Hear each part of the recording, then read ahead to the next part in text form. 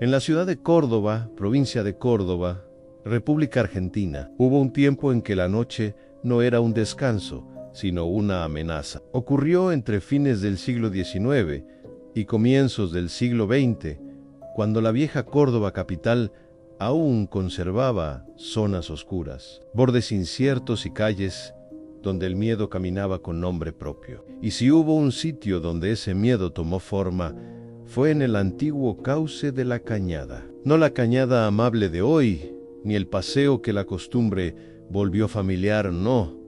Aquella era otra, era la Cañada áspera, húmeda y sombría, la Cañada de los faroles débiles, la Cañada del barro, de la ribera silenciosa, de los pasos que se apuraban al caer la noche, la Cañada que atravesaba los viejos sectores de Pueblo Nuevo, lo que hoy forma parte de Güemes, y se extendía hasta la calle 27 de Abril, donde el eco del agua y la penumbra parecían conspirar contra el caminante solitario. Fue allí, en ese tramo preciso de la ciudad, donde comenzó a repetirse una visión. Primero como rumor, después como relato, más tarde como certeza popular. Decían que aparecía de noche, sobre la ribera, siguiendo el curso de la Cañada, que podía verse en el sector de Pueblo Nuevo, bajar envuelta en sombras, avanzar lentamente hacia la zona de 27 de Abril, y que en las cercanías del cruce de San Juan y Belgrano, bajo la luz enferma de los faroles,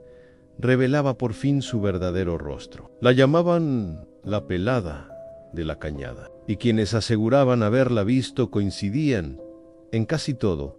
No era alta, no imponía por tamaño, sino por desolación. La describían como una figura bajita, menuda, de aspecto joven, siempre vestida de luto riguroso, cubierta por un manto negro que le ocultaba la cabeza y el rostro. Caminaba despacio, con una tristeza tan profunda que parecía pesarle en los huesos. No corría, no atacaba, no gritaba, solo lloraba, pero no era un llanto violento, ni teatral, ni humano del todo. Era un llanto viejo, un llanto consumido por el tiempo, como si la desgracia que lo había engendrado fuera tan antigua, que ya no buscara consuelo, sino apenas repetirse eternamente junto al agua. Los trasnochadores decían verla avanzar por el borde del cauce, detrás de ellos, manteniendo siempre la misma distancia, ni muy cerca ni muy lejos. Lo suficiente para que el miedo creciera, lo suficiente para que el corazón, al sentir aquella presencia, comenzara a latir como si quisiera escapar del pecho. Muchos intentaban no volverse, otros apuraban el paso. Pero siempre había alguno, por valentía, por necedad o por puro espanto, que terminaba girando la cabeza para enfrentar aquello que lo seguía. Y entonces la figura se detenía inquieta, silenciosa, bajo la luz temblorosa de un farol. Dicen que era en la zona de San Juan y Belgrano, donde el horror alcanzaba su forma definitiva. Allí, en ese punto de la ciudad, ella levantaba lentamente las manos hacia el velo. Lo tomaba con una parsimonia insoportable, y al retirarlo, dejaba ver lo que ningún hombre olvidaba después de contemplarlo: un rostro cadavérico, una expresión de pena inmóvil y una cabeza completamente calva, desnuda, espectral, que daba origen al nombre con que el pueblo la condenó a la eternidad. No era, según la memoria popular, la fealdad lo más espantoso. Era la tristeza, porque en la cara de aquella aparición no había rabia, ni furia, ni sed de venganza. Había algo peor, en una pena infinita, una pena sin descanso, una pena que parecía venir no de una noche, sino de todas las noches juntas. Nadie supo nunca con certeza quién había sido en vida. Como ocurre con las leyendas verdaderas, cada barrio agregó su versión, y cada vecino le prestó una desgracia. Algunos decían que había sido una mujer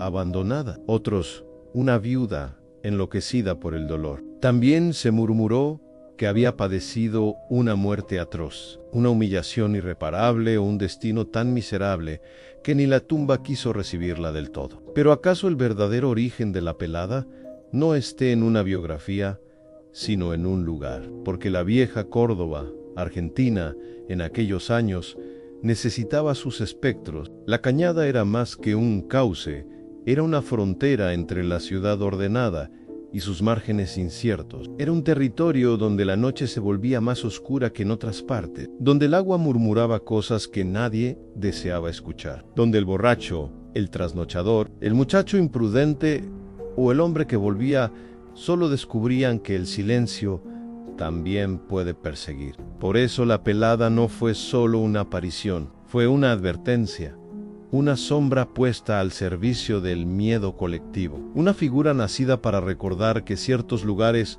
no debían cruzarse de noche, que la ribera tenía dueño, que entre Pueblo Nuevo, la vieja traza de la Cañada, la calle 27 de Abril y el sector de San Juan y Belgrano, la ciudad cambiaba de rostro al apagarse el día, y sin embargo, reducirla a una simple superstición sería empobrecerla, porque la pelada sobrevivió demasiado para ser apenas un susto. Sobrevivió al tiempo, a las reformas, al progreso, al alumbrado, a la costumbre. Siguió viva en la memoria de Córdoba porque tocaba algo más profundo que el miedo, tocaba la tristeza secreta de una ciudad antigua. Todavía hoy, cuando alguien pronuncia su nombre, no invoca solamente un fantasma, invoca una época, una geografía precisa, un tramo oscuro de la ciudad de Córdoba, en la provincia de Córdoba, en la Argentina, donde entre fines del siglo XIX y principios del XX se decía que una mujer pequeña vestida de negro recorría la ribera llorando, desde Pueblo Nuevo hasta 27 de Abril, bajo los faroles, junto al agua con el rostro oculto, hasta llegar al sitio donde, al fin, se revelaba. Y entonces el caminante comprendía que no había estado oyendo el llanto de una mujer, había estado oyendo el llanto de la propia noche, porque hay apariciones que pasan, y hay otras que quedan adheridas para siempre a las piedras de una ciudad. En Córdoba, una de ellas sigue viviendo junto a la Cañada, pequeña, enlutada, llorosa, cadavérica, la pelada de la Cañada.